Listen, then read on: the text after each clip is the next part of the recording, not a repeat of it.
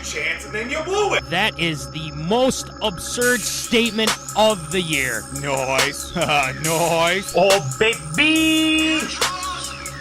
I'm in my zone, I'm feeling it.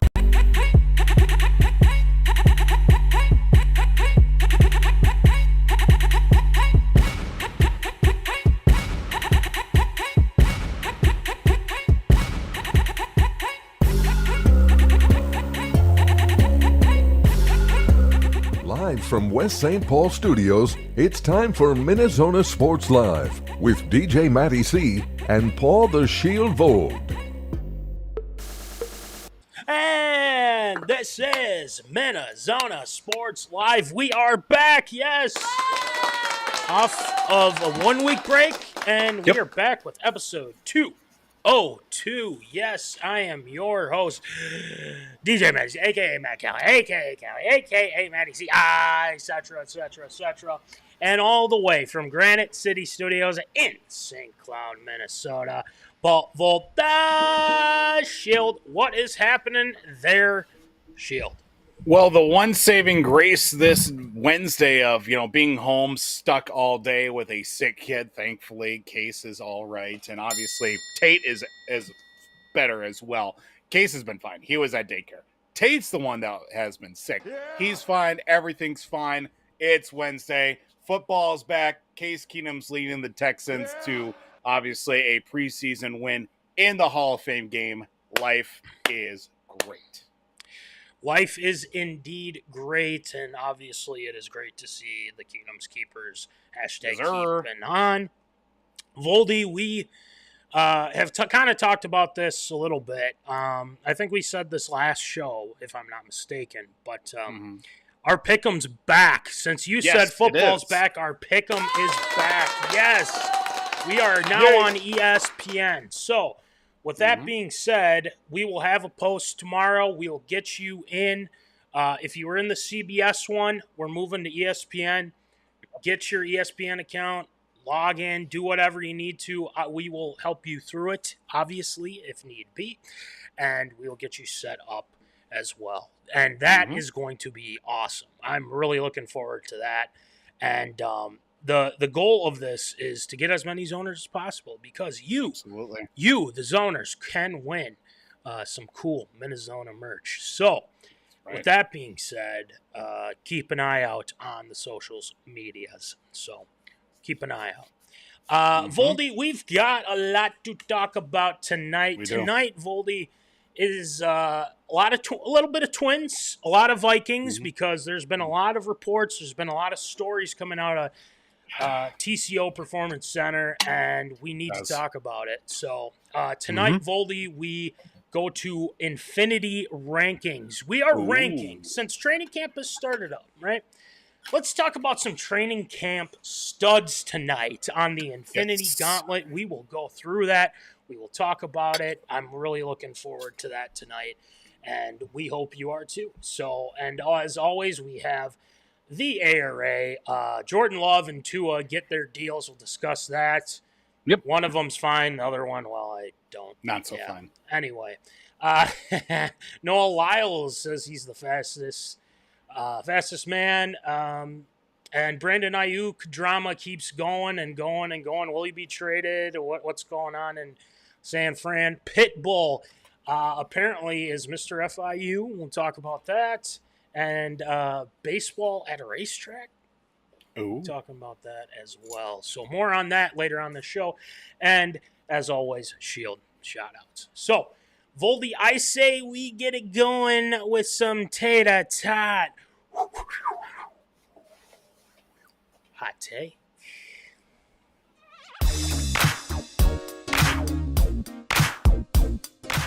Fresh out of the oven, it's Tater Tot Hot Take.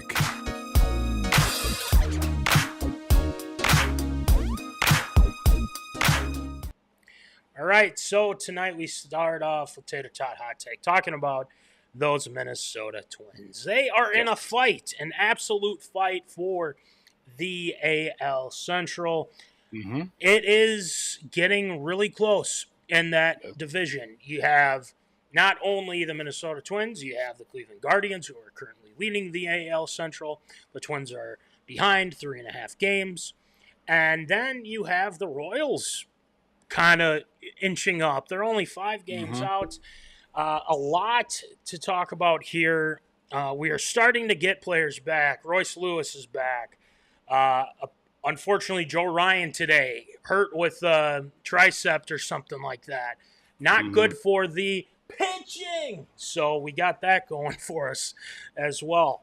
Voldy, let's look ahead to the Twins' schedule here.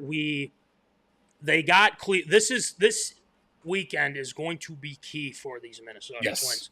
They take on the Cleveland Guardians, which who lead the AL Central. The Twins can gain some ground going into the series. Unfortunately, the Twins lose the series to the Chicago Cubs. They lost yesterday 7-3, and then they lost today 8-2. So, not what you want going into this big 4-game series against Cleveland. The Twins could potentially be leading the AL Central. So, Voldy, what are your thoughts here starting? It is a doubleheader. Okay, yeah, doubleheader on Friday. Doubleheader on Friday. The Twins could get it going here. So, Voldy, what are your thoughts on the Twins and this weekend? I mean, how huge is it for the Twins to win this series? I mean, they could definitely make up some serious ground given the fact that Cleveland has lost 5 games in a row. The Twins and Kansas City have lost back-to-back games, unfortunately, but they're only 3.5 games out of first place. If they sweep the series, they're in first place by half a game. Is that likely? I don't know at this point, but there are a lot of things that are going in the direction of the Twins. Joe Ryan getting hurt is a bit of a, bump in the road a little bit, but things have really picked up, especially with bringing up guys like Randy Dobnak back up to the ball club as well. Because, he's going to be another arm.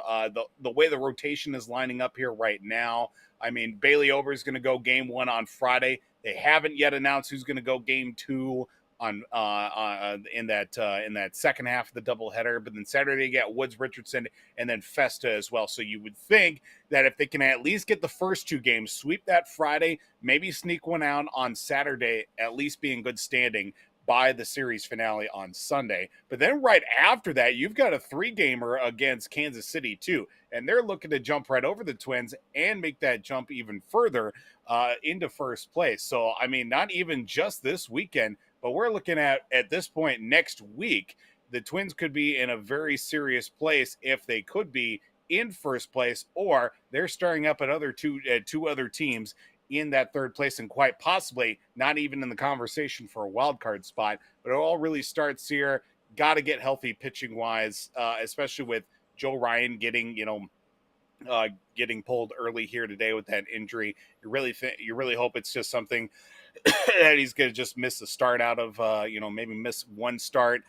He's already been pulled from, the next couple of, or at least right now, it looks like he's going to miss his next start, if not the next 2. That's going to hopefully play out towards the end of the season, hopefully looking towards the playoffs too. Well, we already got zoners chiming in. Our guy C Money, #C More. Joe Ryan Joe Ryan's injury was concerning. There's a little typo there, but no worries. Guardians on a 5-game losing skid. So the Twins thankfully have that. Hopefully they don't turn it around here, coming in this series. So nothing like those NSIC twin bills, Voldy. So I know what he's referring to there. So you make a lot of good points, and it's the same thing that I've talked about on the show, and it's pitching, and it's obviously guys being healthy. And unfortunately with Joe Ryan, like you said, I agree. I'm in the same boat as you. I believe he probably will be out the next few starts. Who knows? I mean, you never know with tricep injury. I assume it's probably his throw. It's got to be his throwing arm, obviously. But I also want to bring up, and I know I'm beating a dead horse here or whatever, but well, I guess we didn't need Sonny Gray, right? I guess we didn't need Sonny Gray, and I mean you got pitchers getting injured. You only go out and get one relief pitcher here in the before the deadline and everything like that. So I don't feel super confident about the Twins if they make the playoffs. Okay. And I say that with a little bit of optimism because I believe Correa's on track to come back very soon, or is he back? We don't know, right? Who knows? Who does know? Especially that Bally Sports North is technically back, but not really back because you have to. Who the heck still has Comcast nowadays? Honestly, who has Comcast or Xfinity? You're saying or Xfinity? Well, who still has that? Honestly, it's ridiculous. Guilty as charged. I'm sorry. Yeah, good for you. But I mean, it's not bad. It's just whatever this deal is with Valley. Like, I have no idea. But again, I want to bring this up because the Twins have the talent to be able to take on this team that's in Cleveland. Okay, They're not that good. I mean, they're okay. They're not great. I think the Twins are better than them. I definitely think the Twins are better than the Royals too. So we can't necessarily forget about the Royals because they're starting to creep up too. So, but a little bit of a bright spot, Voldy. David Festa is making his case for the rotation here. When the Twins took on the Cubs the other night, he did pitch well. He had 5 innings. 5 innings, only let up 2 hits, 2 walks, and 9 strikeouts, which is actually very good for your first start. Hopefully he can work into this rotation and, give them a much-needed boost as well. So as you look at it right now, Lopez hasn't had the best year, which kind of sucks because, we've been wrong. And Bailey Ober, and I hate to say it, has actually been very good this year. Not a lot of inconsistencies this year. I give him credit. I'm not going to back off of my statement, but I might if he keeps playing the way he's playing. But this is going to be a very critical series. We all know this. They know it's a big series, and if they can come away with the lead in the AL Central, I'm fine with it. But I just don't want them to get swept or only win 1 out of the 4. They have to at least if they split, well, that's okay, but I'd rather have them win 3 or 4 here. So it's going to be a fun series nonetheless. But after the Twins play Cleveland, they have to go and play Kansas City. So do you, Voldy, and I asked this of the zoners as well, believe that we should be, not taking Kansas City's starting to creep up. Are we afraid of Kansas City? Are we not? What do you think? I mean, I'm not afraid of Kansas City. You just can't sleep on Kansas City right now because we saw a handful of years back, obviously with the young core pieces that they did have, and Eric Hosmer, Mike Moustakas, Alex Gordon finally coming into his own, Salvi Perez. What did that team do? Well, they went to 2 World Series and ended up winning one of them. That is something that you can't really take light when it comes to Kansas City and their farm system, bringing up these young guys. Obviously, you got Pasquantino, you've got Bobby Witt Jr., and a good core group of young guys that they do have.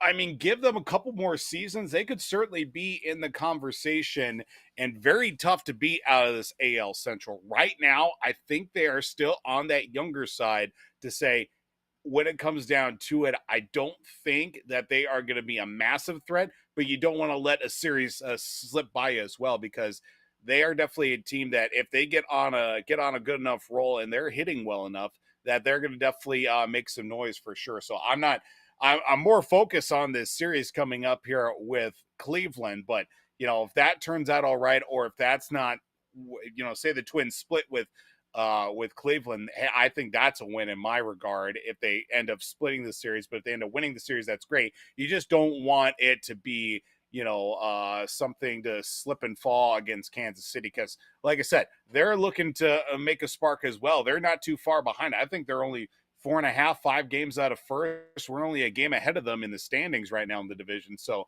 they're looking to make a big jump as well by getting past the Twins and slipping into a good enough position for a wild card spot too, if not for the division lead. So we got that going for us. And then also I want to bring up too, like the right now, as it stands, these games are all at home. So that helps. That helps. Target Field. But funny, what am I doing here? Oh, I'm losing my mind, Shield. The Twins right now have Bailey Ober pitching the first game. They don't have anyone for, this is tentative, but they don't have anybody for the second game, which we'll probably figure out. Woods Richardson is slated to play on Saturday. And then you have Festa playing on Sunday. So, not a bad rotation to have out there for this series. Royce Lewis has played very well. Jeffers, another guy that's kind of been hitting the cover off the ball now too, which they desperately need. So, Buxton's been serviceable, no big injuries, knock on wood. Knock on wood. We'll see how that pans out. It's kind of – we'll see how things go. Carlos Santana's played a lot better too. So sure has. Big series here coming up this weekend, and then you got Kansas City. If you want to try to figure things out, well, let's beat these guys and go from there. Yep. So. All right, we will keep you up to date with Twins stuff and go from there. All right, let's talk about these Minnesota Vikings. A lot to talk about tonight with the Vikings. They have released their first unofficial depth chart. And Voldy, let's go look at this thing here. Yeah, take a look, because we are going to go over a couple of positions that are, this isn't anything like, we're taking this with a grain of salt, but there's really nothing that you're like, weird. I wonder why it's like that. Because there's one that I'm definitely like, interesting. I wonder what the deal is with that. So the first unofficial depth chart, the one that I'm talking about, and I want the zoners' thoughts on this too, because if there is anything, this is good. Seymour goes, Bobby Baseball has been electric. What's the daily Byron Buxton injury report say at this moment? Let's just say he has a hangnail or something like that. Let's go with that one. Fair enough. But the first unofficial depth chart, left guard. Our current starter right now, what do the Vikings have at left guard, is Blake Brandel. Interesting, because Dalton Reisner was in that spot. The Vikings get Dalton Reisner, and he is a backup. The Vikings went and signed Brandel to extension, 3-year extension. I don't know if it was 15. Yeah. I think it was like $15 million or something like that. So a lot of confidence in him. They must have a lot of confidence in him. Does this? We kind of knew this, but at the same time, I feel like kind of taken aback by it. I thought he'd be more of a guy that would be a plug and play at each position. So, Voldy, is this a huge surprise to you with having Brandel at left guard? Yeah, well, before that as well, we were just talking about Bobby Witt Jr., and lo and behold, he just hits a home run against the Red Sox. So that's how Bobby Witt Jr. has started off. With Blake Brandel, you knew that the investment was going to be there, obviously, with going into an extension with him this offseason, and you bring back Reisner as well. You hate to make this, make this statement or whatever, but you can at least account that at least some point someone's going to get nicked up, or maybe someone's going to, injure themselves along the way. If we know anything about Minnesota Vikings football, the offensive line from the start of week 1 is not going to be the same come week 17, week 18 at this point. I see listed here as well. You've got Dalton Risner listed at the right guard position as the backup for Ed Ingram. You've got Juergens there at the left guard spot too, behind Brandel. I'm not entirely surprised by it. I guess maybe camp has started off better for Blake Brandel at that left guard spot, because we knew when we brought in Risner as well, we were just trying to get guys in. We were just trying to, get bodies with experience on that line too. Now that you have these guys for, basically the start of training camp to this point as well, leading up to that first game, there's certainly a little bit more confidence, getting a little bit more comfortable in the system. And Brandel, obviously, since he's come in too, he's just been, as versatile as can be, because this Minnesota Vikings offensive line has been an ever revolving door of guys coming in and out. And, Brandel has really made a statement so far, at least standing out at that left guard spot. So now that we understand that he's going to be left guard at this point in time, I mean, things can change, but is Risner going to be a cap casualty? That's a question, people might want to have answered. But the only thing that I'm concerned about is right guard. Yes. And the reason why I say that is because Ed Ingram has, shown flashes, but we've seen Ed Ingram play some bad football. Yep. Now, I don't know if the cause of having Dalton Risner kind of be around there, because right now Risner's listed as a right guard. Mm-hmm. So is this a position battle between Risner and Ingram? That's my question. And we've had some good games with Ingram. I'm not trying to bash the guy, because there have been games where it's like, well, if we're not calling his name, he must be doing his job, right? And I'd probably say more games than not, he's good enough. But the interior has been an issue. If Bradbury's taken on a nose tackle that's way bigger than him, and then he's got to, rely on the left guard or the right guard to double team, whoever's in the middle. And let's just say Dexter Lawrence, perfect example, since they play the Giants week 1. So this is going to be interesting on who is going to, be there at the end of the season. I mean, injuries are going to happen.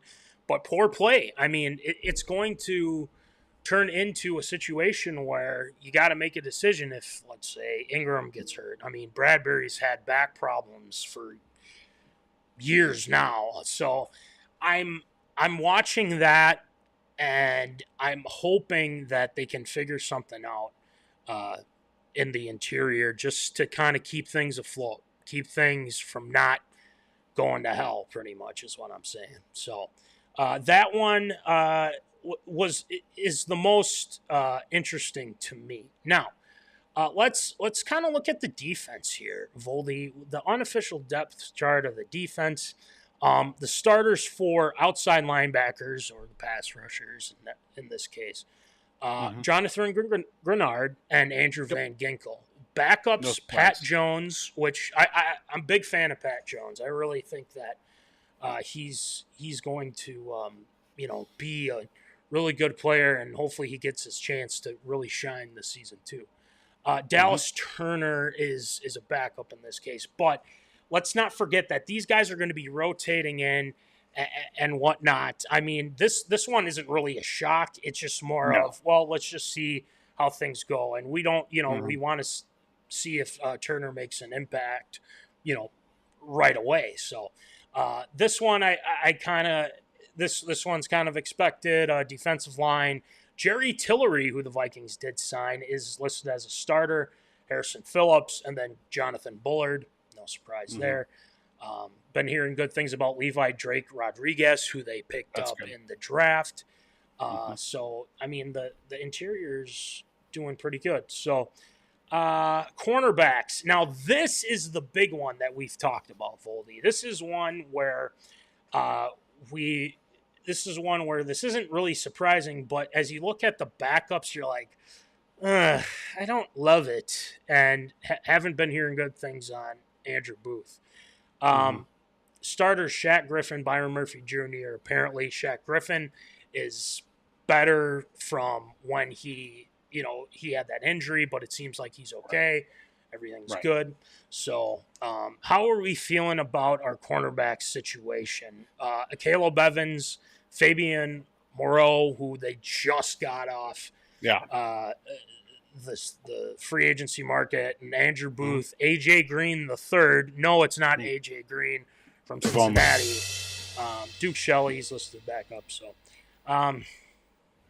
I feel like this is kind of a weak point here with our D-backs, but Byron Murphy's had a good camp. So, what are your thoughts on those lists of corners there? Obviously you list out the starters of two guys that have played a lot of football for non-Minnesota teams. Shaq Griffin, obviously Byron Murphy Jr. too, have been, highlight players for their past franchises, and that's what you hope they bring into with this, defensive corner spot for the Vikings that has been lacking experience for a number of years. I mean, when's the last time we had a truly experienced corner that was, for lack of a better phrase, homegrown? I mean, we get guys off free agency. I mean, we get Pat Pete a couple years ago as well. Still wish he was on the team, to be all honest. I mean, sure. Last guy I can really think of is probably Antoine Winfield, and that we're looking at, 10, Xavier 15 Rhodes years. For a little bit. Xavier Rhodes, yeah, he had his cup of coffee, and then, pulled did the Stefondiggs before Stefondiggs and said, all right, I don't need you guys, and I'm going to go elsewhere. But yeah, I mean,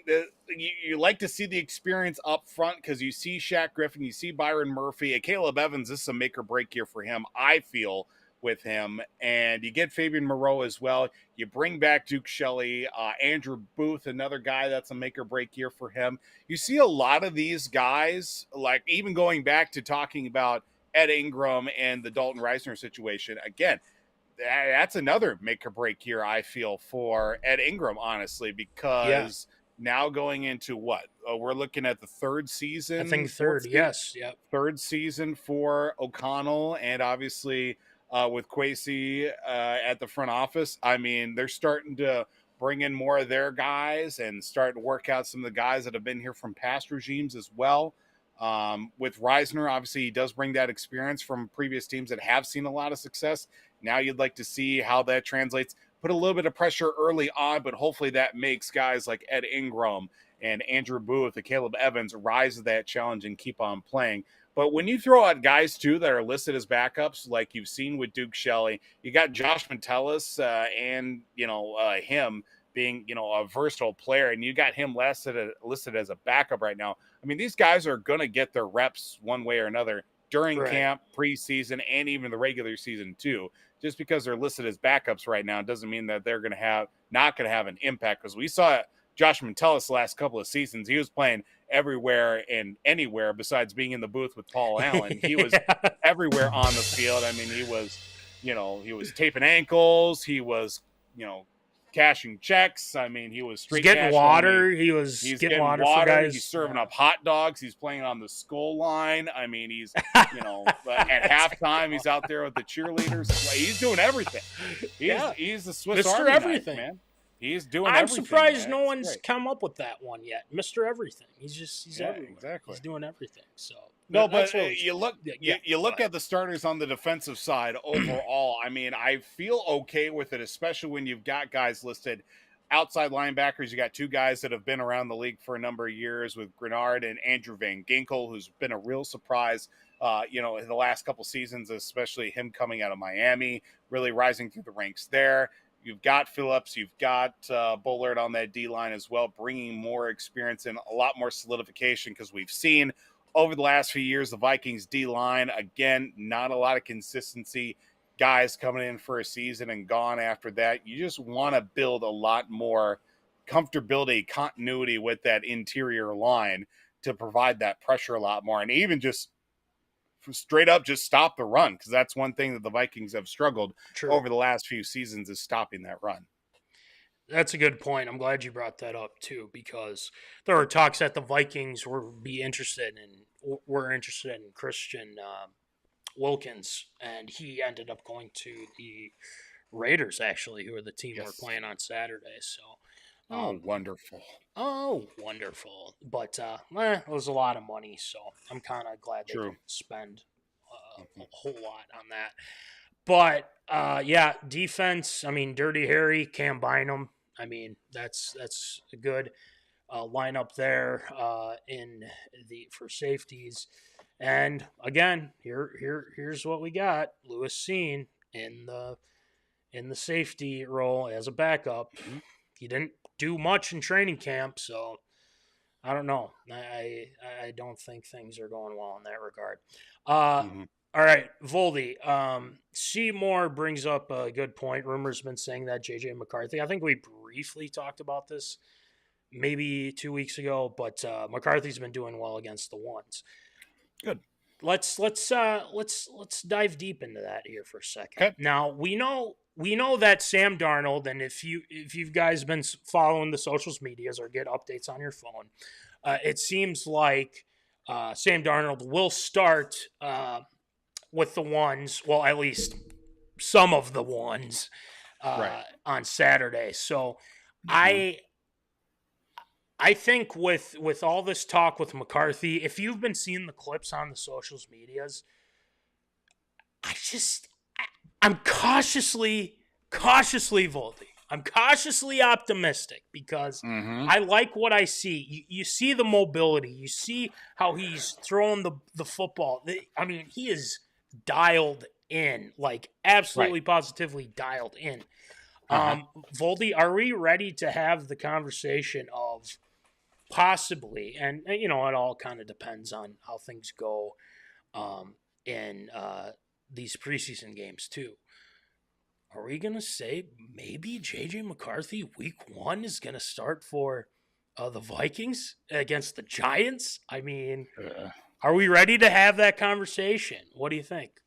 Am I ready to have that conversation? No. Until you get him into actual game situation, going up against a defense and guys that you don't share the same locker room with, I don't feel overly comfortable having that conversation as of yet. Like you said, I'm cautiously optimistic. Yes, the throws have been great in training camp, and obviously him going against much of the ones defensively. As long as he's not doing what Caleb Williams is doing and throwing 7 picks on 7-on-7 or whatever it was to start training camp or whatever, things are looking good. You like to see the progression early on, but let's see how it goes, come game time, come situational football too. I mean, how many starters are we going to see for the Raiders coming up in the preseason?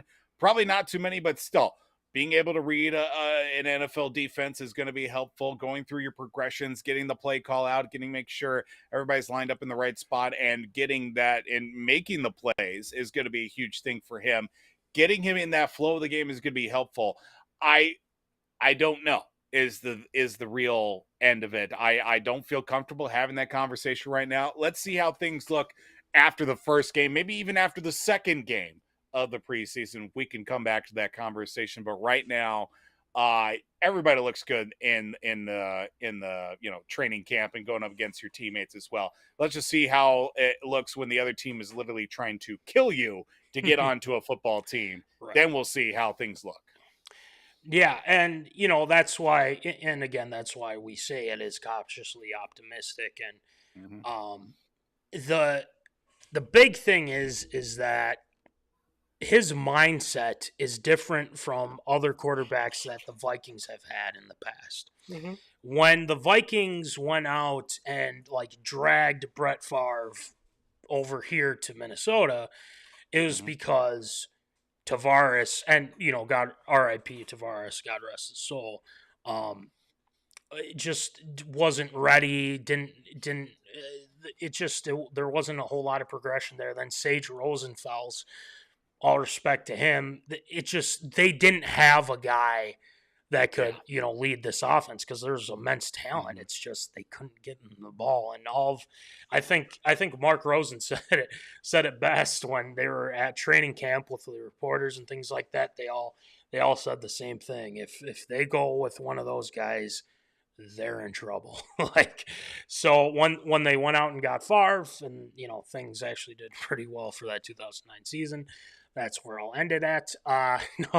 But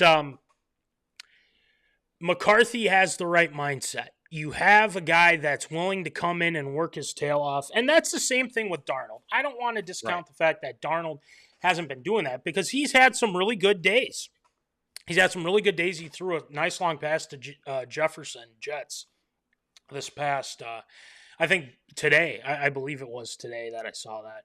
So Sam Darnold's definitely has some, nice days as well. And I'm curious to see what he does on Saturday against the Raiders. And that is a 3:00 start time. So, and again, it's not super late, thank goodness, because usually it's either that late night against Seattle in Seattle. So that's how it goes. That's how it goes here. And the game is on tape delay. Then you watch it on Fox Sports North back in the day. And it doesn't start till 10 o'clock or whatever. Thank God we're getting it at a halfway decent time. Because it'll probably be, noon out in Vegas or something like that? Yeah, something like that.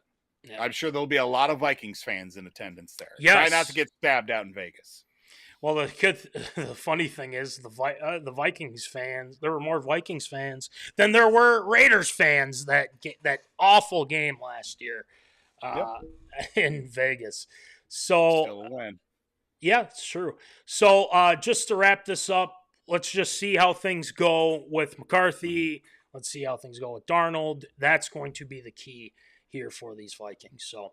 I'm glad Seymour brought that up. I do want to quick bring up, before we move on to Infinity rankings, Jordan Addison charged with 2 misdemeanors, faces at least 3 game suspension per report. So basically this is literally pretty much a done deal. Found asleep at the wheel of his vehicle on a highway near Los Angeles International Airport, July 12th. We know that. Police reports indicate, and now faces charges of driving under the influence of alcohol and driving blood alcohol content over California's legal limit of 0.8%. So he was drinking and driving. So for first-time offenders, it's usually a 3-game suspension. We've talked about this. This is no surprise there, but he's actually had a really good camp. And I think with this 3-game suspension, I believe week 4 is against, because I know it goes Giants, Niners, and somebody else, and then I can't think of that 4th game, but it'll be nice to not lose him for the whole season. So that's the good thing. But isn't it Houston? Week 4? Is it? Yeah, week 3 is Houston. You are correct. Yeah, that is right. Yes, well done. 4, I can't remember. I know 5 is against New York, but zoners can help me out here since I'm just. Is it Green Bay? I think it might be Green Bay. I think is it Green Bay? Early. Yeah, I think it might be Green Bay right. early in the season. Yeah. Well, good. Then we can kick their butt right away. So at Green Bay too. Oh, at Green Bay. Oof. Boo. I think. Yikes. Hey, we get Green Bay early in the season before it gets cold. Oh yeah, non-primetime game. We got a pretty good chance. Just anything Green Bay. Boo, boo, boo them. So with that being wrapped up, we'll see when that sentencing comes down from the NFL and or the Vikings, and we'll keep you up to date. So, all right, Voldy, it is time for Infinity Rankings. It's been a while. It's been a long time since we've done Infinity Rankings. Since the Vikings have started up training camp, we're doing something a little fun here. I've ranked 6 guys that have been, quote unquote, Mr. Mankato / Mr. Egan, things like that. It's just how it is. But this is kind of my list. It's more fun. And if you think, oh, this guy should be ranked here, you're forgetting this guy. It's like, look, I just went on based by what I've known from recent memory, right? Mm-hmm. So that you'll see what I got with my list, and we'll see what you guys think, and feel free to let me know what you guys think too, because that's why we have the chat, because we want to hear what you think. So that means the glove is on. It is time for it's been a long time. It's been a long time, and it is time for Infinity Rankings.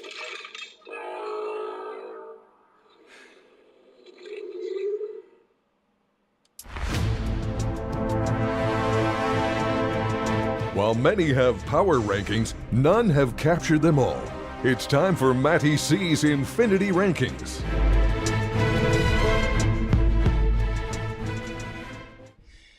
It is here, yes, the gauntlet. We have our 6 stones. And by the way, before the show, Voldy obviously attests to this. Yeah. But Case was loving this, loving the gauntlet. And he said Thanos, too. So he is well-versed in the MCU. So he's got a little Thanos monster truck, like on the back of it. It's got like a little chest that's got all the Infinity Stones on it. Let's go. Even though he says Thanos, but I think that's like the second time I've ever heard him say Thanos correctly. So it's good to hear that he's at least catching on. So that was pretty fun.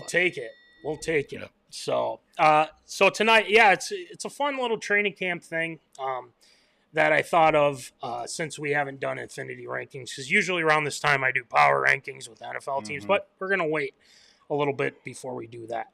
So I have the 6. And I just want to say, too, just don't look at this and think like, oh, you're an idiot for not having this person or this person. It's like, look, this is just based on recent memory. Don't take it seriously. But if you think that some should be moved up, someone should be on it, just let me know. Just don't call me an idiot. That's all I ask. So, here we go. Here are your 6 Infinity Stones of Training Camp Darlings. We start off with number 6. And again, based on what we have been hearing, and this is just from people that have been at training camp, the reporters, you got PA talking about how, the mindset is changing with how the Vikings are approaching this with McCarthy, because he is learning the playbook and he is far exceeding expectations right now. Voldy, we brought this up just like 5 minutes ago, maybe even less, to be honest. We'll have to see what happens in this preseason. And if he's got it, I say you march him out there week 1 and we see what he's really got, right? But with that being said, that's why I have him right now. This is tentatively, and this could change. I mean, I could be like, why did I make this decision? He could, it could be tough. And again, Peyton Manning didn't do well in his first season. I believe Troy Aikman didn't do well in his first season as well. So we can't knock the guy for if he doesn't do well. We got to see how things progress. But right now, he is showing a lot of positive signs. So jjmccarthy goes at number 6 for right now. So here's my next one, which is kind of no surprise.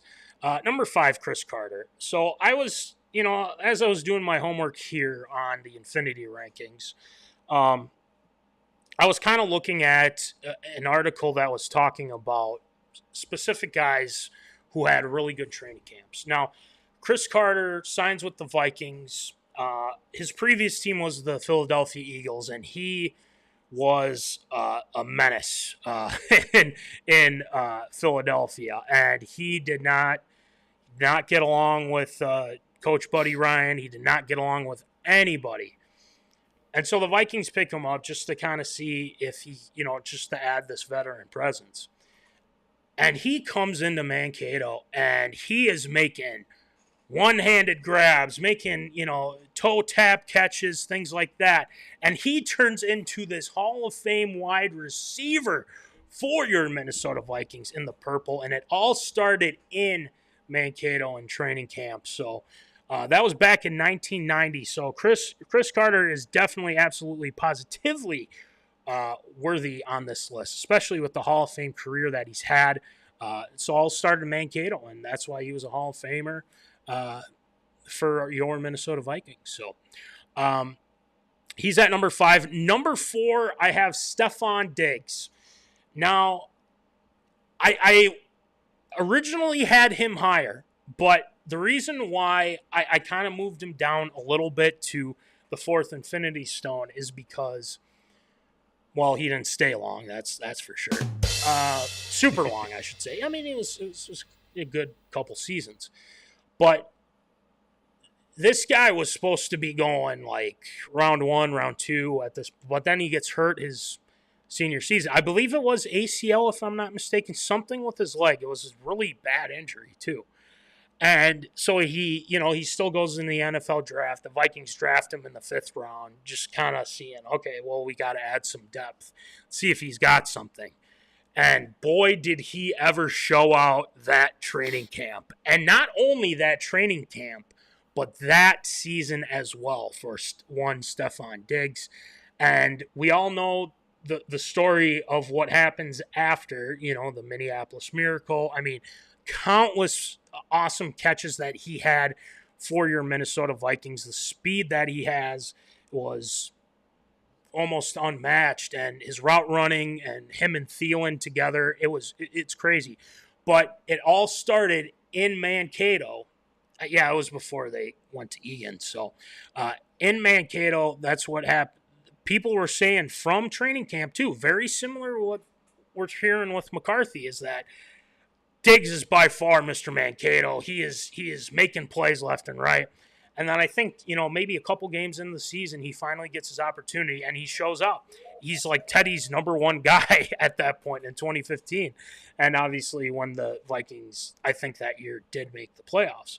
So a lot of positive vibes with that. So Diggs, I think he definitely deserves to be on this list because how he skyrocketed up to where he was. Number 3, I put Dirty Harry, Harrison Smith. Now, I think I've mentioned this before on the show, but Mikey Ryne knows this as well. I was not a fan of the Vikings getting Harrison Smith in the draft. And boy, did I ever have to eat my words after that. Mm-hmm. Because he is Ring of Honor, Hall of Famer. He better be a freaking Hall of Famer is all I'm saying. Yep. But Harrison Smith, again, all started in Mankato. They draft him. I believe it was maybe 1 or 2 practices, maybe even 3 practices in. He goes up against Percy Harvin, who I considered on this list as well. I'll explain why in a little bit. But I think someone threw a ball up to Percy, and Harrison bopped him. It was a pretty big hit. And Percy got up, and they were jawing at each other, things like that. And once that happened, I was like, hold on, we might have something here. And this wasn't anything like Sendejo-ish or anything like that. Like, it's like, okay, I might be wrong here. Someone cooked here. Yeah, someone cooked here. Exactly. I love it. And they definitely did. And Harrison Smith, I might have to do a whole segment of an apology segment back in the day when they drafted him because, he has been phenomenal, and it all started in Mankato because he started to turn heads. People were saying, like, this dude's the real deal. He could be the best safety in the league at some point. And guess what? He's achieved that, and he deserves it. He is. So, props out to our guy, Dirty Harry. Number 2, Randy Moss. Now, a lot of you are probably thinking, oh, you should have had him number 1. You should have had him number 1. Well, Listen. We knew, Denny Green, criscarter knew when they drafted him, they have something here. And not saying that they did, because they didn't know with johnrandle, which I'll talk about in a second. But I don't want anyone to knock me for this because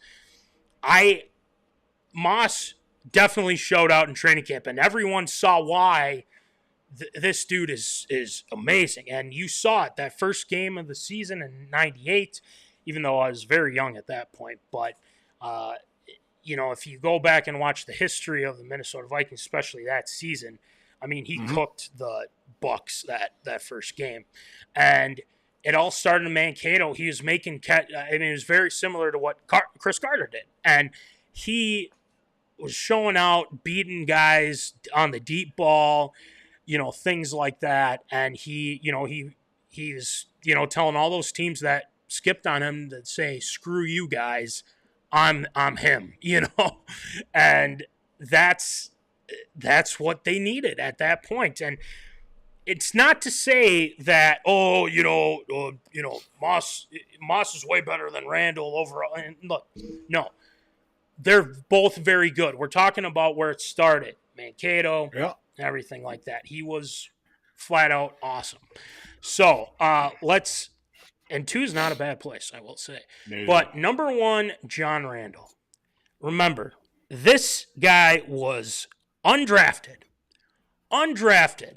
and he is going up against one of the best guards and one of the best offensive lines at the time. You're going up against Randall McDaniel. And not saying that he, because obviously Randall McDaniel's going to get his because he was that good of a player. And John Randle was going up against that, an undrafted guy going up against literally the best guard in the game at that point. And he learned from it, and he would find ways to, get to the quarterback, be efficient in the run game. Because no one in their right mind thought he would do much. But when he signed with Minnesota, dude was cooking. And he didn't, once he started going, his motor never turned off. He was all guns blazing all the time. And against his opponents, and you all know the deal, is that he'd look up things about them. He'd, talk. He was the king of trash talking.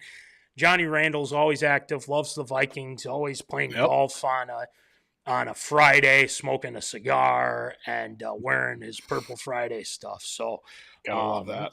I think he is very worthy of being Mr. Mankato and being at this number 1 spot. So there is my list. And whether you like it, whether you don't like it, don't matter. This is my list. And if I want to change anything, I will. But I'm willing to hear guys that I haven't mentioned that could possibly be on this list, because, that 6th spot can be moved because, we're still very early into what we've been talking about. But the hype, Voldy, it's the hype that's what's hitting this with McCarthy. So, Voldy, what are your thoughts on the Infinity rankings? Well, it's a sad realization that we're in a generation right now, a couple generations, that have no idea what it was like to go to Mankato to see the Minnesota Vikings and their training camp. Just a smaller college town. You got the practice field right across from, the campus there, where they'd come out from the locker room, for meetings and everything as well, and cross the street to go to practice and everything. You don't get that. You don't get that anymore. Everything's now all centralized. You got the stadium, you got the practice fields in the back, you've got the facility right in the middle there. That's something that I really miss about, obviously the NFL and pro football. Like Kansas City, their training camp was in River Falls, Wisconsin. That's right. Completely random place as well. Just completely out of left field of all the places you could be. Why Kansas City in River Falls, Wisconsin? And, obviously they'd have joint practices with the Vikings every once in a while too, with them being in such close proximity. But now you've got all these teams that have, their training facilities and everything for, training camp right there in the place that they're going to be for the whole season. Kind of gets guys a little bit more comfortable. It's just something I really miss out of, training camp and that whole grind that is the start of the season too. But, looking at the Infinity rankings a lot more, there really isn't a whole lot you could really change just based off of what you have put out there when it comes to obviously the hype that goes into it. Memory is in consideration as well. You look at guys like obviously Randy Moss, a heralded guy that had a little bit of a troubled past as well coming into it, and Denny Green reaching out and obviously making that pick, and things worked out for everybody in that regard. Randy Moss is in the Hall of Fame. Denny Green, God rest his soul, should be in the Hall of Fame if he isn't already. You've got guys, Stefondiggs, obviously him, a low-drafted guy that came in, made an impact for the Vikings from the very start.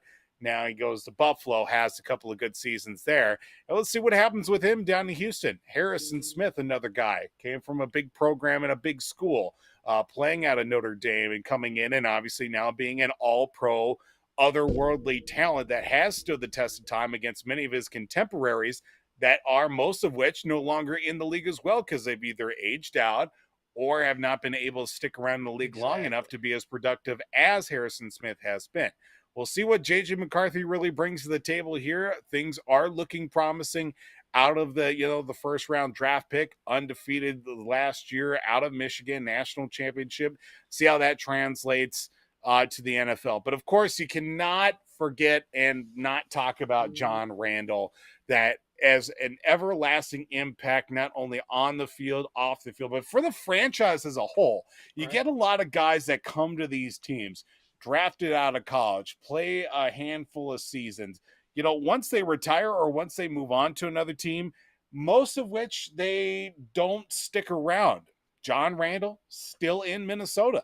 He's a guy that after the Vikings were done with him, he ended up playing in Seattle for a few seasons, but ultimately stuck around. His family is here. He has a life here as well, still involved with the organization in many ways. Him still proudly rocking the purple gold jacket for the Hall of Fame. And, obviously a guy had a enormous impact for all the things that he went, being undrafted, being undersized as a defensive lineman as well, and worked out to the point where he made it into the Hall of Fame for some teams that never really had a chance, and ultimately played out in multiple big ways for his career to have such a much longer stake than a lot of people gave him credit for to begin with. So, I mean, I have no problems with the rankings at all. So, I'm just thinking of guys, when I was doing this Infinity ranking list, I considered one which I think had it was more media hype than anything, but when they signed Favre and when they brought Favre, I mean, the media circus with that was just insane. I mean, Favre coming to the rival team and everything like that, and obviously you didn't really see him, and he doesn't really do autographs or anything like that when he was here. And just kind of the hype around that was very interesting.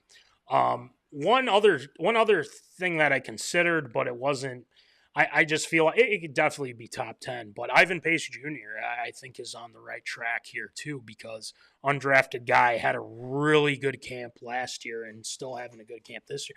I mean, shoot, he's wearing the green dot this season. I mean, he's calling the plays. He's the guy in the middle that's going to be calling it for the defense. So I considered him. I considered maybe Dante Culpepper, but it just, I mean, as the years went on, it just was never really the same. Nope. But Robert Smith, I think, was another guy that I definitely considered too. Adrian, but I feel like we knew what we were getting. Obviously, Adrian was that damn good. And even Chester Taylor to an extent too. So Chester Taylor, wow. Chete Bebe.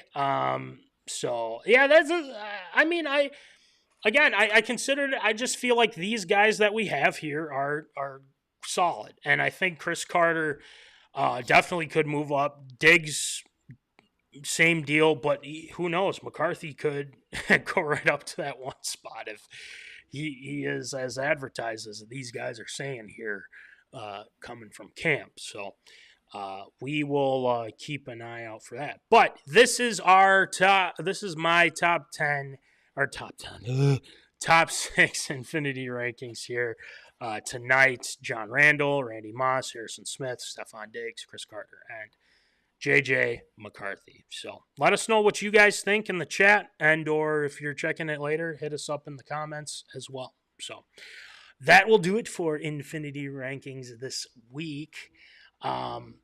Voldy, we got a lot of air raids to get through, and there's a lot of things happening. Got the Olympics, got NFL stuff, especially with Jordan Love and Tua getting their deals, extensions, and then obviously Noah Lyles says he's the fastest man. We'll talk about that. Teams really wanting Brandonaiyuk. I just want this damn thing to end. That's just me. Pitbull is Mr. FIU. We'll talk about that. And baseball at a racetrack. More on that in a little bit here. So, with that being said, I think it's time for Absurd or Approved. It's time for everyone's favorite segment, Absurd or Approved.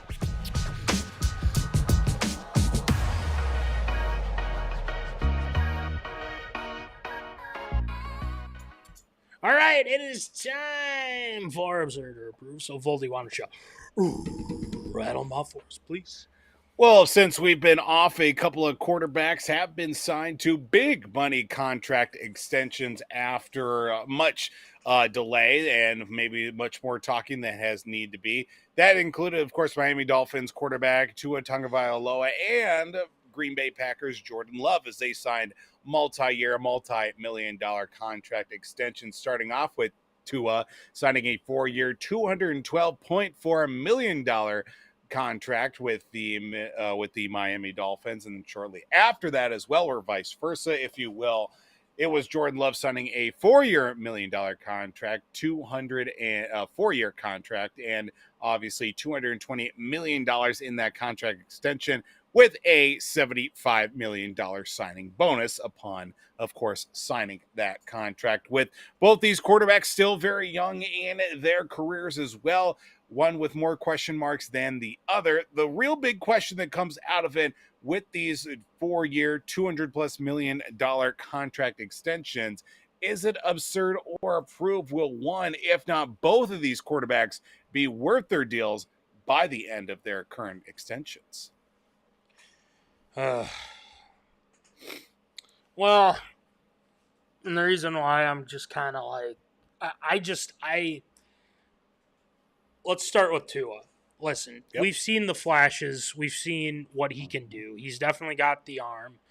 He's a guy that I think you can rely on, but I don't know. I see a lot of red flags with Tua. And I don't want to say that he's a terrible quarterback, because I think a lot of teams would definitely, want him, and what he's done in this offense with Mike McDaniel is very impressive. Don't get me wrong. Injuries, that concussion issue that he had 2 years ago, I think now, I think is another issue, and also them not getting by the Kansas Cities, the Buffaloes, and teams like that, I think, are a problem. Now, this day and age, you got to have your franchise guy, right? And they've always they've always wanted that. They've always needed. They really haven't had any great quarterbacks for a while. They drafted Tua. He's shown the flashes, but I worry about his injuries. I worry about the consistency, and also it's Miami, and we'll see how things pan out. But I like it. I don't love it. That's how I kind of classify that. Now let's get to those clowns over in Green Bay. I know that Packer fans are probably ecstatic about it, because it's like, well, you see that last half of the season, how well he played? Yeah, we did, but how can he be able to do that again? It is so tough in this NFL, unless you are, in fact, like Aaron Rodgers or Mahomes or whoever. But there are teams that are going to be doing their homework and trying to figure Jordan Love out. And again, I'm not saying this because it's like, I hate the Packers and I'm just going to give a negative take. But paying him, being the most expensive and the highest paid quarterback in the NFL already, I would have kind of stayed put on that and maybe seen what he can do this upcoming season, then give him that money if he's as advertising he does what he did in that second half of the season. It's like, well, see, he figured it out. He's just, they were great against, Dallas. They were great against, even though they lost to San Fran, he did have a bad throw, and they lost that game because he threw a really, he's doing jump passes and things like that. And, Packer fans are like, well, we killed the Vikings at US Bank Stadium.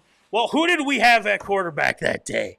How many injuries do we have on our defense? Mm-hmm. This isn't new to us. So, nope. And again, this isn't, I am saying this because I truly actually do believe it. I wouldn't have given him that money right away but then again, I'm glad they did, because if it goes bad, then it's good for us. But I wouldn't have given him that money. If I were to pick, though, I'd probably say Tua. I think Tua probably will have a little bit more success in his camp, as long as they can kind of build a defense around that team. They have the offense. Mm-hmm. There's no offense. They can run the ball. They can pass. They got to have a good defense now. So we'll see what happens with Miami going forward. But, yeah, I'd probably take Tua at this point. And it's not because I hate the Packers. It's just because these teams are going to start to get film on this guy. And if they know how to deal with him, like they did Josh Dobbs for the Vikings, and especially with those couple games, I mean, it's not going to be the exact same. But I'd be very concerned if he doesn't play well. If I were a Packer fan and he doesn't play well, start the season. So, yeah, I'll go with Tua. Voldy, what do you think? I mean, looking at both of these quarterbacks, and look, we know that Tua is literally one bad hit away from being a vegetable, because the amount of concussions, all the injuries he's had before he even made it to the pros too, at Alabama also. I mean, he is just, I don't want to say he's barely hanging in there, but he is set up a lot better offensively with the weapons that he does have in Miami and the play calling and, offensive scheme that they do have in Miami. But again, he gets one more bad hit, he could be very well done for. I don't know.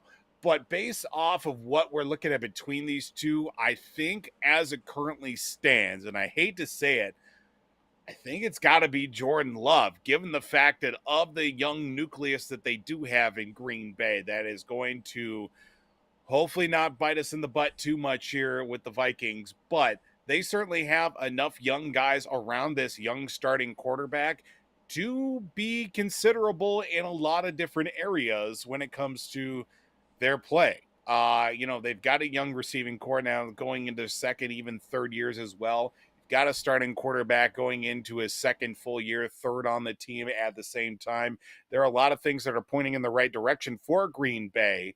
I think money-wise, it's going to be better for Green Bay based off of the noted injury history of Tuatagovailoa, and also the fact that there's a lot of guys down there that are going to be looking to either get a lot more money or be looking somewhere else. So they invested wisely with Tua at this point, but one or two guys that get disgruntled, or look, the Dolphins also have the biggest trouble of themselves, not only just getting the playoffs, just getting out of their own division. You see how the AFC East is going to be stacked up this year, obviously with Buffalo. Maybe the Jets finally figure something out if Rodgers is going to be fully healthy and looking like the Rodgers of a few years ago, coming off the Achilles. It's a I think it's definitely a 2-horse race, but there's certainly a 3-horse race. Be very interesting to see what New England does this year with their scheme and obviously with their turnaround in roster too. But that AFC East, they could very well not even make it out of their own division with Miami. In the back half of the season has not been their friend we've seen in recent years with the Dolphins. But I think right now the money is on Jordan-Love, sadly. Well, it wouldn't surprise me, and it's just, I don't know how these damn Packers get so lucky with quarterbacks, but it's just, I hope it's not true. And, we're both in the same boat on that. All right, Voldy, let's head to Paris in the Olympics. Go ahead.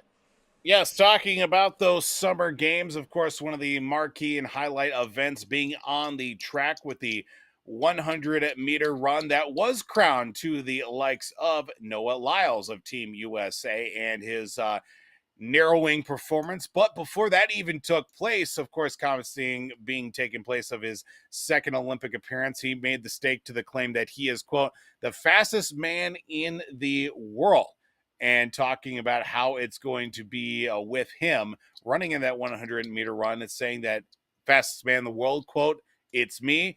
It's always going to be me. But fast forward now to once the spikes hit the track as well, a breakdown of which that came to the 100-meter men's final, barely edging out a victory that many did even say that he didn't even win in the first place, with Noah Lyles taking the gold medal in the 100-meter meter final by beating out Jamaica's Keyshawn Thompson by 5 thousandths of a second. That's 0.005 seconds. Damn. Blink and you miss it. And a lot of people did miss that. First through like 8th place was a separation of 200ths of a second. Blink and you definitely miss it as well. But with that being translated from when the quote of him saying that he's the fastest man alive to now at this point winning the 100-meter run, 100-meter dash, I should say, the men's final in the 100-meter by 5 thousandths of a second, and now even taking second in his own heat in the 200-meter run, an event that he is, well, that's his main event as well. Is it absurd to approve Noah Lyles' claims of him being the fastest man in the world? Does he mean like currently, or is it just like, is he saying like overall? I'm assuming currently, Okay. of the current generation that is running. Okay. Because I was going to say, I mean, it's hard to beat a guy named Usain Bolt. I mean, the guy was just a Even freak. though the records continue to fall, and next thing you know, in 50 years, it's going to be a 5-second 100-meter run or something like that. Who knows? Exactly. They literally did a comparison of which, like when Carl Lewis won the 100-meter men's final in was it 84 or something like that in Los Angeles?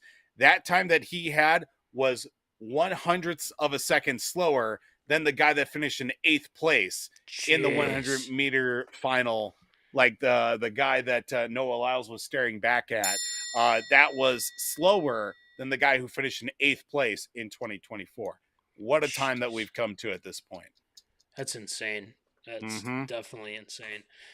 Well, I guess from what I understand, he's got a lot of world championship medal, not like Olympic medals, but like he's definitely won some championships before, but he's looking for his first gold and everything like that. But I would say that as of right now, sure. I mean, I don't see why not. He's definitely, has that, 6 world championships, and then he's searching for his first gold medal. I mean, if he proves it and he shows like, hey, I still, I got it. He's got the confidence, and it kind of reminds me of who other than Ann Edwards, right? But I would say so, and you want to have that confidence going in, and since he's USA, we got to root for him, right? So I don't really have any issue with the statement. I haven't watched any of the running or track and field and things like that, but I'll agree with him. I mean, I you'll see no qualms from me. If he was saying like I'm the best of all time, blah blah, and it's like there's a lot of really good runners out there. So, but yeah, stamp approval. I don't got a problem with it. Voldy, what do you got? I have a problem with the fact that he's not even the fastest in his own main event in the semifinals. He finished in second place in his own heat in the 200-meter run, where he just barely even won the men's 100-meter final. again, literally just barely won, a separation of, like we said, 5,000ths of a second, and you're going to go saying that you're better than everybody. You barely even won in the first place. Like, yay, you won. Hey, that's fantastic, but prove it.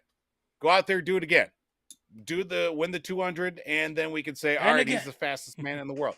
I mean, I understand from the point you got to have that little bit of confidence, that swagger, that cockiness, if you will, to be at this, because a lot of these sprinters that are competing at that at this level too, they're a little bit braggadocious, if you will, and have a lot of a lot to prove, if you want to put it that way.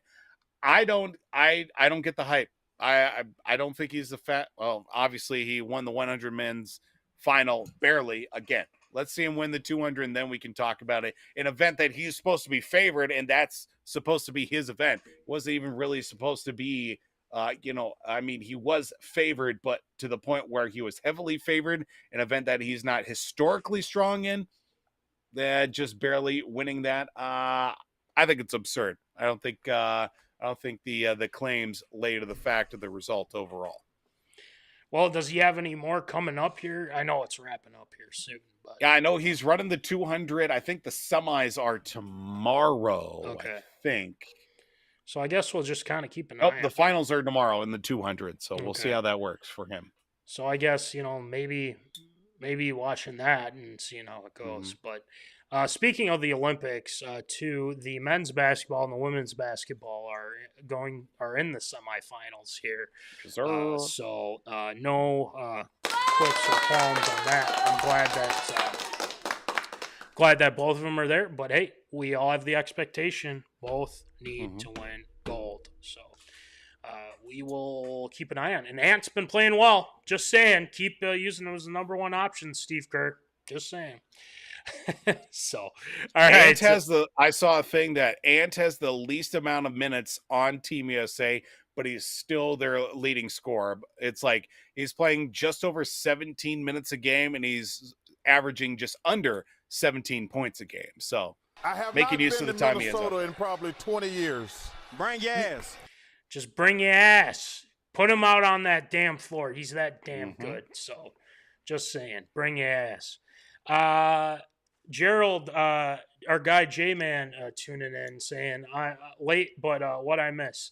Tater Tot Hot Take, we talked Twins, especially with that big series against Cleveland and Kansas City, and then training camp, jjmccarthy's looking pretty good. Looked at the unofficial roster, Infinity rankings. I talked about training camp studs over the years and things like that. So, yeah. Hopefully I got you caught up there.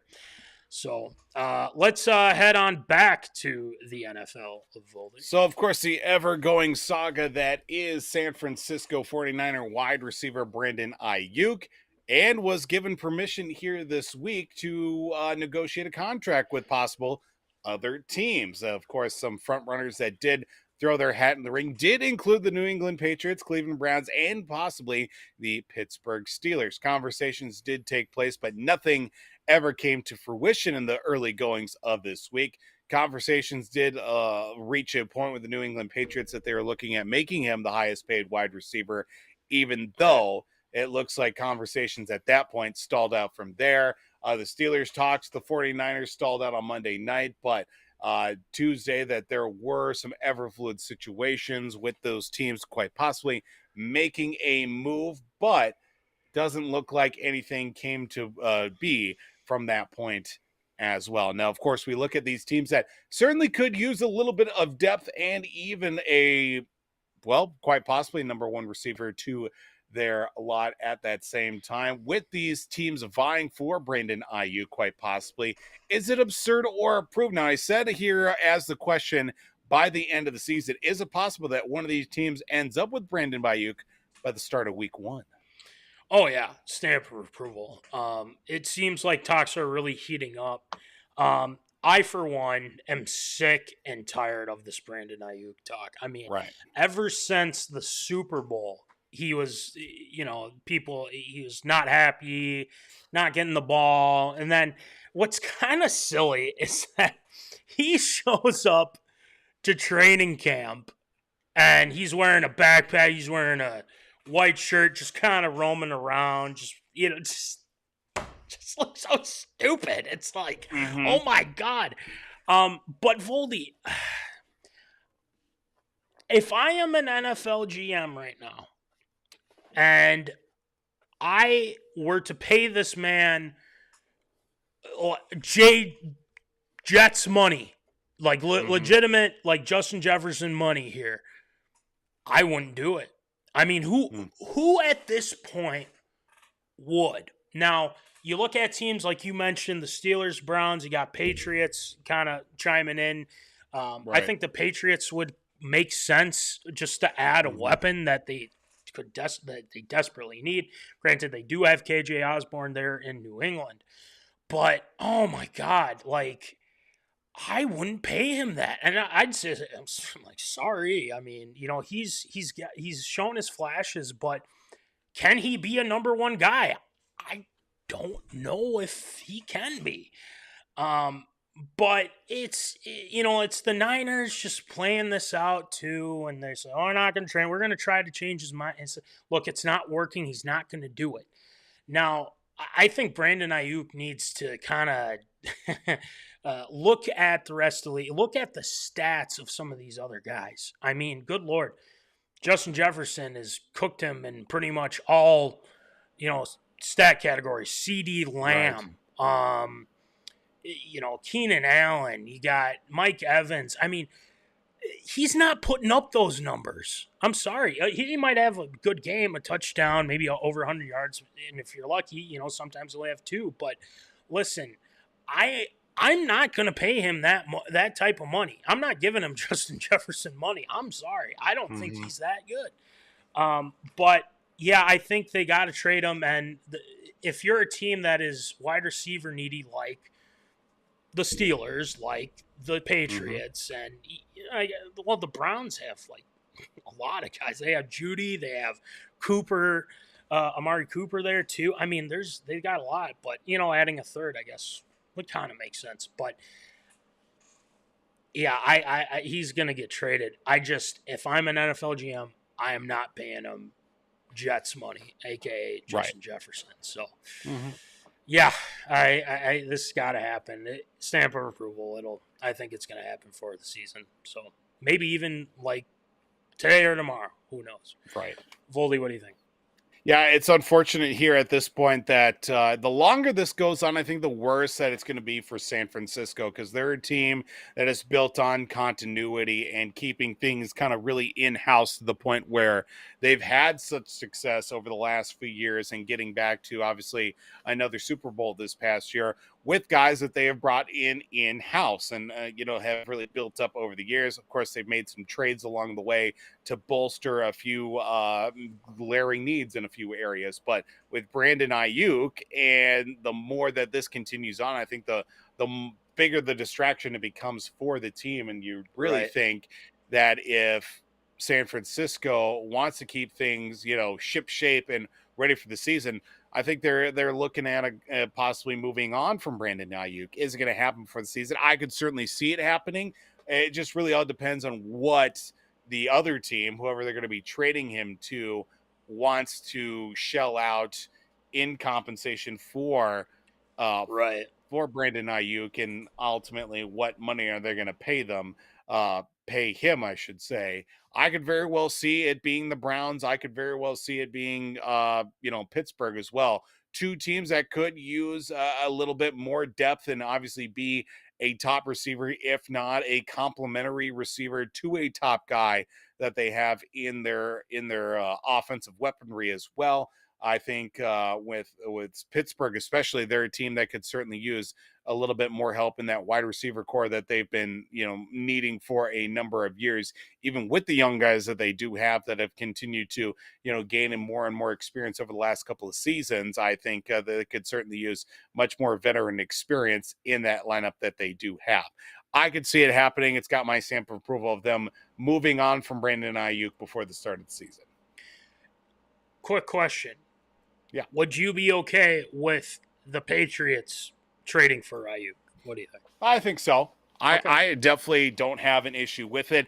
I think the fact that, a report came out saying that they were willing to make him the highest paid receiver is definitely a lot different than what we've seen out of New England in the turn of the century, basically, with Belichick and everything. But now this is a team, look, they need to make their stamp. They need to say, hey, we're open for business in a lot of different areas, especially with the receiving core that they haven't had a true number one, game-changing, wide receiver probably since Randy Moss, and that's going on 10 plus years.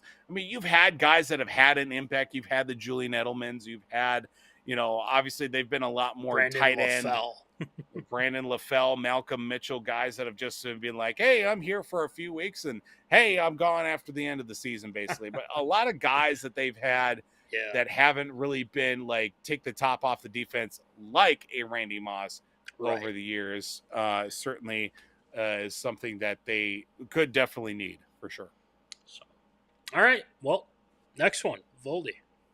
Well, looking at, of course, with college football just around the corner and making a name for yourself in many different areas, one of which is being international recording artist Pitbull says that he has purchased the naming rights to Florida International Football Stadium, as the Board of Trustees at FIU voted Tuesday to approve a 5-year deal to give the name to Pitbull Stadium, which is currently known as FIU Stadium. Of course, $1.2 million per year for 5 years, according to documents, that Pitbull will be the name on the side of the stadium, Pitbull Stadium, for FIU over the next 5 years. And truly a puzzling situation when it comes to things that have happened in the world of college football and NIL, everything in between.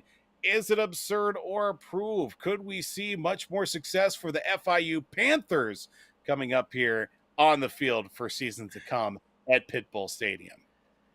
So, Pitbull. Let's go. No. I'm sorry. Since, we're talking Pitbull, obviously, he's got the bangers with the music and everything like that. So, but, yeah, I mean, hell, this will help recruiting if you want to bring guys to your football team. I mean, I don't hate it. I think it's kind of fun. Calling it Pitbull State, it's just... I think he could come up with a better name. Maybe name it after one of his songs or something. I don't know. But it's funny. I mean, to answer your question, though, I mean, I don't see a problem with it. I mean, if you want, I assume Florida International is just terrible at football. But, hey, if this drives more people to come to Florida International, shoot, might as well. But it's just funny. Like, it's so random. Like, oh yeah, Pitbull's buying your stadium, and we're gonna call it Pitbull Stadium. Like, oh, okay, sure, I guess. So, Mr. 305 is taking over his stadium. For me, what it boils down to is Miami's been always known for being underdogs, no matter what we do and what level we take it to. So, all right. Hey, I can appreciate that. I appreciate that. Them being the underdogs. Sure. And, hey, if they win a couple games, throw out a couple upsets, I'm all for it. So, yeah, stamp of approval. I don't got a problem with it. Voldy, what do you think? I mean, this will, like you said, this will definitely help with recruiting, obviously with the NIL, maybe bring in a couple of big recruits to the program that could certainly use a little bit help in many different areas, but this will certainly be very, very interesting. 4-8 the last 2 seasons, and has been in the FBS since 2004. They've only been in 5 bowl games in school history, haven't had a winning season since 2018. Let's throw Pitbull in the mix and see if we can get a real pep in the step for the program also. It's a stadium that could use a little bit of help. It's only a 20,000 seater down in Florida. I think it'll definitely draw a lot of attention for a lot of different people. So I think this will be a win for both sides, especially for Pitbull. Maybe not at the same level he was 5-6 years ago, but still very active in the world of music, everything in between too. Let's throw some college football in the mix. I think it's definitely got my stamp of approval also. Well, I think it's settled then. I'll be trying to follow them, but now that Pitbull's in college football, let's go. All right, last one, Voldy. Well, we see that the world of Major League Baseball will be hitting the track. That's right. Bristol Motor Speedway is gearing up to host the Major League Baseball game coming up next season. Longtime NASCAR track will host a game between the Atlanta Braves and the Cincinnati Reds on August 2nd of 2025. Now that the group that did come out with an announcement that the news that there will be a baseball game that will take place on the track in 2025. It will certainly be a different venue for Major League Baseball that we've seen over the years as well. Bristol, no stranger to hosting sporting events outside of the left turns of NASCAR, that they have hosted college football games. They did host an NFL exhibition game back in the 60s between Philadelphia and Washington, and even held 2 college football games back in 2016 between Tennessee and Virginia Tech, and East Tennessee and Western Carolina. I felt like that was a lot. I felt like that wasn't all that long ago, but apparently it's been since 2016 that those games took place at Bristol Motor Speedway. Of course, with now Bristol going to be hosting a Major League Baseball contest, is this absurd or approved that this game will be one of those classic games that doesn't take place in a normal baseball field and obviously stadium as well? This will be one of those games that ends up being a high-scoring affair. Why the hell not? Sure. I mean, it's something different. And again, it hasn't been done in a long time, and let's just see how it goes. I think this would be interesting. It would be interesting to see how they, how it looks and like what you have to do in order to make it, like a baseball stadium and whatnot.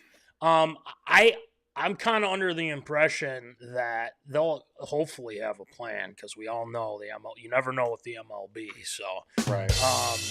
But I think this is a great idea. I when I saw this for ARA, I was thinking, I'm like, damn, that'd be interesting. And they talk about trying to get more eyes to it.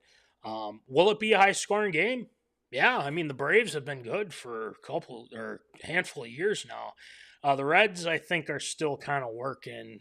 They're usually middle of the road, I feel like, most of the time. But I mean, it seats a ton of people too. So, we'll see. I think this will do well. I think it'll be high scoring, and I don't see anything that I would change about it. So, will I tune in? Maybe. We'll see. I mean, it's over a year from now, but I'm sure we'll revisit it once we get around to it again. So, stamp approval. Voldy, what do you think?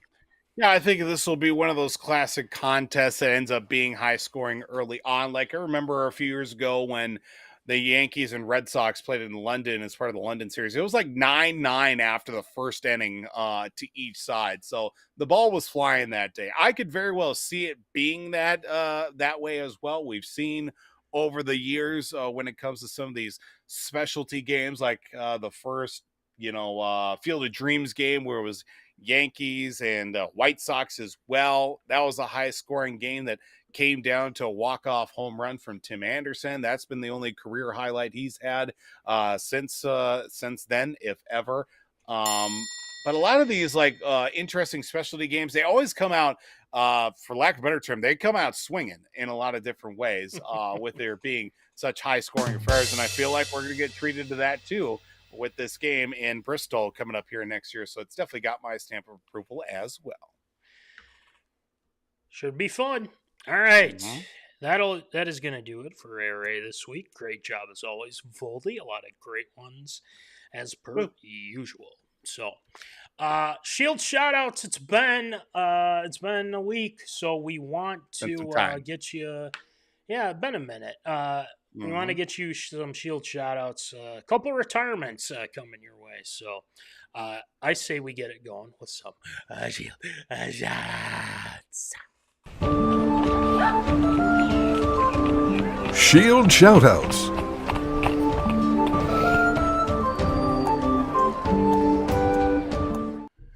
All right, Shield, who ya shouting out tonight?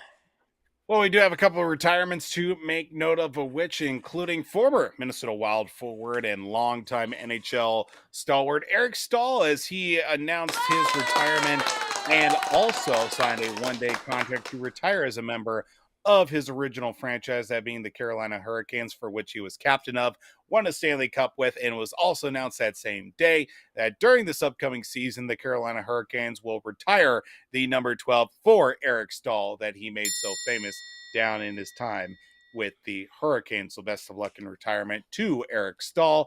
And also a happy retirement to former Boston Celtics legend, if you will, Gordon Hayward, as he announced his retirement from professional basketball.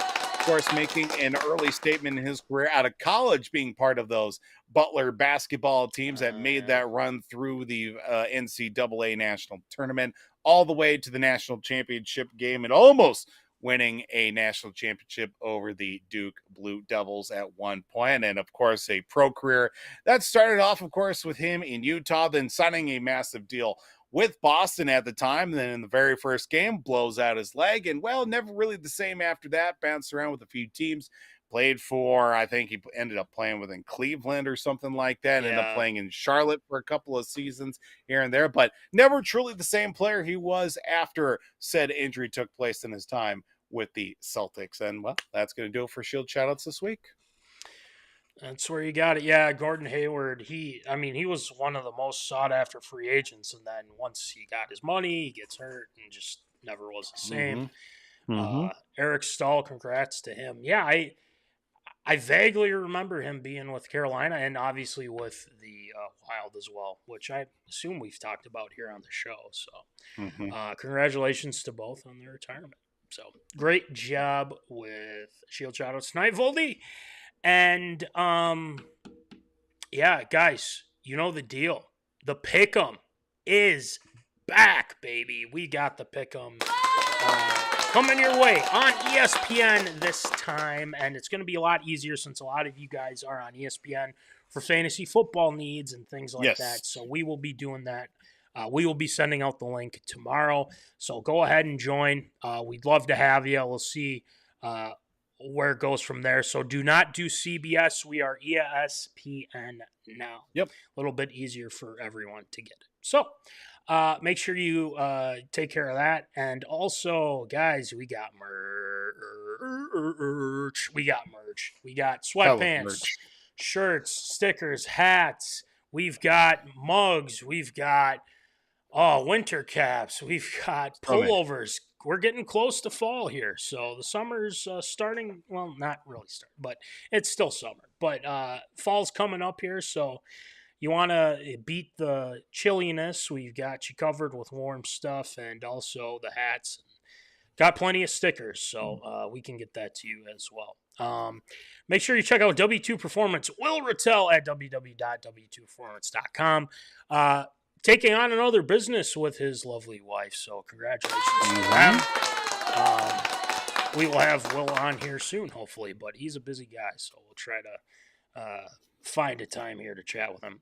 Thank you to National Fleet Graphic, Crown Rental, Tyler Knutson for the stickers, and the victorious P.O.D. with Tyler Hermann and Jack Vickers. Voldy, we might be joining a mock draft here in the near future, so we're working on something with those guys. And, yeah, we're in talks with them, and be on the lookout. We might have some content coming your way here, so keep an eye out. And also, thank you, TLS Performance, Troy Stoudemire Jr., doing some big things on his socials there. And the Popcorn Bucket List with Nick Dahlhoff and Rhino, baby. Rhino, the Rhino. Omni Entertainment, you know the deal. They've got a lot of cool stuff, especially this movie season and with the big releases coming your way, especially with Deadpool and Wolverine. By the way, check that movie out. Yeah. Very, very good, very funny, and yeah. So, anywho, that's gonna do it. Episode 202, Voldy. A lot of things coming down the pipeline here. Yep. And we will keep you informed. And again, Pick'em is back. We're on ESPN. Link to be posted tomorrow. So we will keep you in the loop on that and join us. It's going to be awesome. So join us on ESPN. We're going to have a lot of fun and a lot of merch to give out. So make sure you check it out. So, all right, that's going to do it. Episode 202. And remember, as always, zoners, folks, keep in the zone. Holla. Thank you for watching MinneZona Sports Live. Join us Wednesdays at 7 p.m. for live show broadcast. And as Voldy likes to say, follow us on all the socials medias.